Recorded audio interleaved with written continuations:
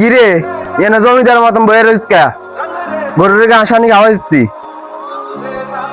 হ ভাই, ঘাসও খাওয়াইছি, পানিও খাওয়াইছি। বৃষ্টি নেমবো, ঘাস কাটা তো রাহস নাই, রাতটা খাওয়াবে কি? চালু করে যায় ঘাস কাটা নিয়ে। হ ভাই জামু, আমার অনেক খিদা লাগছে তো, আগে দুইটা খাইয়া লই। ঘাস কাটিয়ে এই তো খাইতে পারবি, ও অলরেডি আস্তে আস্তে বৃষ্টি হইতে আছি। যাইতাম ঠিকই, আমার শরীরটা অনেক কাঁপতাছে, না খাইয়া গেলে মনে হয় ঘাসের বস্তা লই আড়াইতে পারলো। তাহলে একটা কাম কর, ওই পাক ঘরে ভাত আছে, নুন দিয়ে কসলাই ভাত গুন খাইয়ে যা, তরকারি লাগিয়া বয়ে যাইস না, যা। ঠিক আছে ভাই।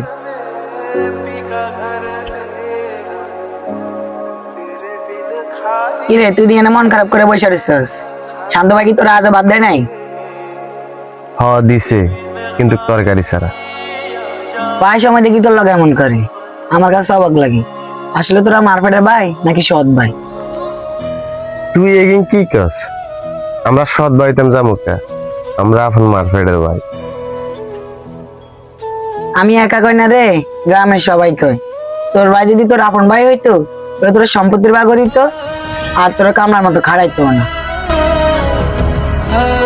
তুই তো ব্যাক কর না, তুই তো সবকিছুই বুঝস।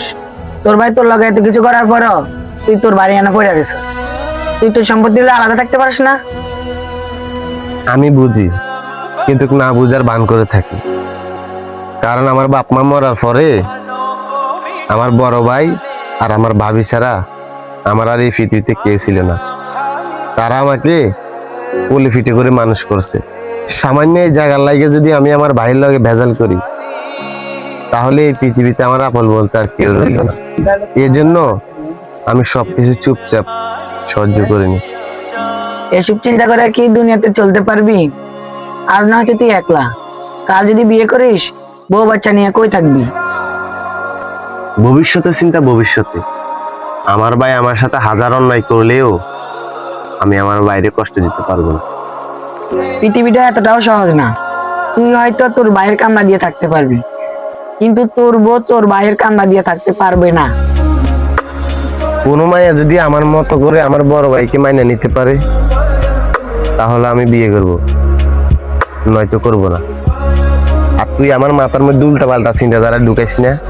তুই একদম যা তো যা। আমি তোর ভালো লাগছিলাম, আর তুই আমার কথা শুনলি না।